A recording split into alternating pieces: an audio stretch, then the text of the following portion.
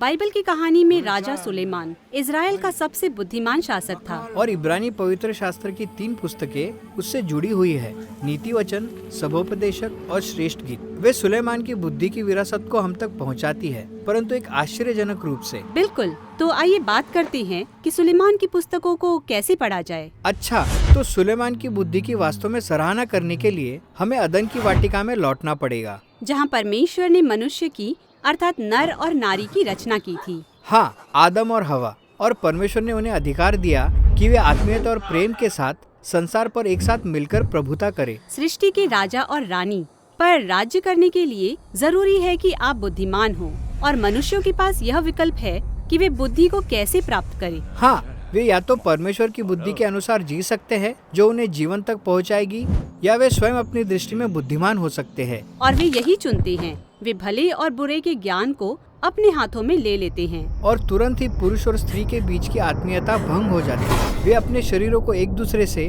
और फिर परमेश्वर से छिपाने लगते हैं। हाँ, उनका चुनाव उन्हें मतभेद और मृत्यु की ओर ले जाता है। पर कहानी में आशा की किरण है। जब भविष्य में एक मनुष्य आएगा और वह सही चुनाव करेगा तथा परमेश्वर की बुद्धि पर भरोसा रखेगा। हाँ, राजा सुलेमान की तरह उसने प्रार्थना की कि परमेश्वर उसे समझ दे कि वह भले और बुरे को परख कर सच्चे ज्ञान के साथ राज कर सके। हाँ, उसने आदम और हवा की असफलता को उलट दिया और इस कारण भरपूरी आई।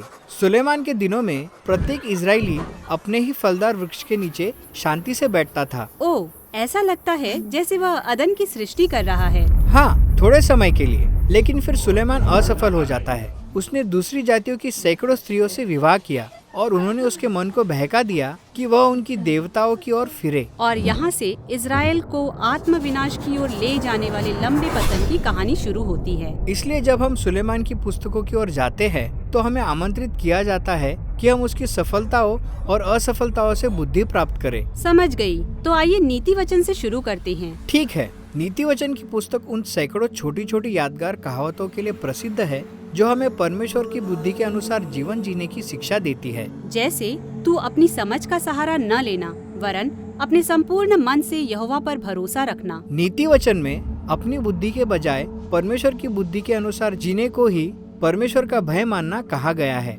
जैसे पुस्तक के आरंभिक वचनों में लिखा हुआ है, परमेश्वर का भय मानना बुद्धि का आरंभ है। हाँ, अब नीति वचन केवल यादगार कहावतें ही नहीं हैं। वास्तव में इसका आरंभ बहुत सारी कविताओं से होता है। हाँ, 9 अध्यायों में सुलेमान के प्रवचन है जो उसने अपने राजपुत्रों को दिए थे। वह उनसे कहता है कि वे परमेश्वर की बुद्धि को यत्न से खोजे, जिसकी तुलना एक मनोहर स्त्री से की गई है। बुद्धि एक स्त्री है? हाँ, याद कीजिए, अदन की वाटिका में बुद्धि को खोजने की असफल कोशिश के कारण पुरुष और स्त्री की आत्मीयता भंग हो गई थी। पर अब नीति वचन में जो मनुष्य परमेश्वर की बुद्धि के साथ फिर से जुड़ जाते हैं, वे बुद्धिमानी से प्रभुता करने वाले मनुष्य बन जाते हैं, जो आदम और हवा नहीं बन पाए थे। नीति वचन 3 तो यहाँ तक कहता है कि जब हम शिक्षा रूपी स्त्री को थाम लेते हैं तो इसका अर्थ जीवन की वृक्ष को थामना होता है। हाँ, अब वाटिका में हम लोग ही है। बिल्कुल, नीति वचन कह रहा है कि हम सब हर दिन इस वृक्ष के सामने खड़े होते हैं ताकि अपने लिए चुनाव कर सके। और सुलेमान हमसे आग्रह करता है, बुद्धि और जीवन को चुनो। समझ गई। पर सुलेमान की कहानी में सभोपदेशक का क्या स्थान है?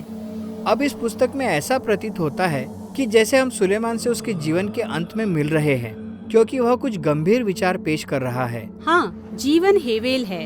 इब्रानी भाषा में इस शब्द का प्रयोग भाप या धुएं के लिए किया गया है, जो अप्रत्याशित और बेकाबू होते हैं, और वह निरंतर सूर्य के नीचे के जीवन की बात करता रहता है, अर्थात वाटिका के बाहर का जीवन। कैसे यह उलझाने वाला और कठिन है। बिल्कुल, यहाँ तक कि जब मैं परमेश्वर की बुद्धि के अनुसार जीती हूँ, तब भी जीवन निराशाओं से भरा हो सकता है। यह अंतिम निराशा तक पहुँचाता है, आपकी अपनी मृत्यु। यह तो निराशजनक है। परंतु पुस्तक के अंत में वह कहता है कि हमें और अधिक यथार्थवादी अपेक्षाओं के साथ बुद्धि और परमेश्वर के भय में जीने का प्रयास करना चाहिए। समझ गई। हो सकता है अगली पुस्तक हमें प्रसन्न कर सके। श्रेष्ठ गीत, एक पुरुष और स्त्री के बीच की प्रेम कविता, और यह आपको लजा देगी। हाँ, मौलिक रूप से यह रसात्मक इब्रानी प्रेम कविता है। पर याद कीजिए, नीति वचन में मनुष्य जाति बुद्धि को वैसे ही खोज रही है जैसे प्रतीकात्मक रूप से कोई पुरुष किसी स्त्री को एक वाटिका में खोज रहा हो। परंतु इस गीत में तो स्त्री अपने प्रेमी की लालसा करते हुए उसे खोज रही है। हाँ, यह एक काव्यात्मक चित्रण है जिसमें बुद्धि रूपी स्त्री हमें खोज रही है ताकि हमें जीवन मिल सके। वास्तव में यह गीत एक कविता के साथ समाप्त होता है कि कैसे स्त्री का प्रेम मृत्यु से भी अधिक शक्तिशाली है। तो यह गीत दो स्तरों पर चलता है। यह मनुष्य में आत्मीयता प्राप्त करने की इच्छा का उत्सव मनाता है और कहता है कि यह इच्छा मनुष्य जाति के परम उद्देश्य की ओर इशारा करती है, यानी परमेश्वर और उसकी बुद्धि के साथ एक हो जाना, जिससे हम एक दूसरे के साथ मिलकर राज कर सके। बिल्कुल सही। इसीलिए यह गीत वहाँ समाप्त होता है जहाँ पुरुष और स्त्री एक फलदार वृक्ष के नीचे प्रेम में एक हो चुके हैं। तो सुलेमान की कहानी और ये 3 पुस्तकें हमें आमंत्रित करती है कि हम स्वयं को बाइबल की इस संपूर्ण कहानी में देखें। हाँ, ये बताती है कि परमेश्वर ने किस प्रकार हम सबको रचा कि हम उसकी बुद्धि के द्वारा संसार पर प्रभुता करें और सच्चे जीवन को प्राप्त करें।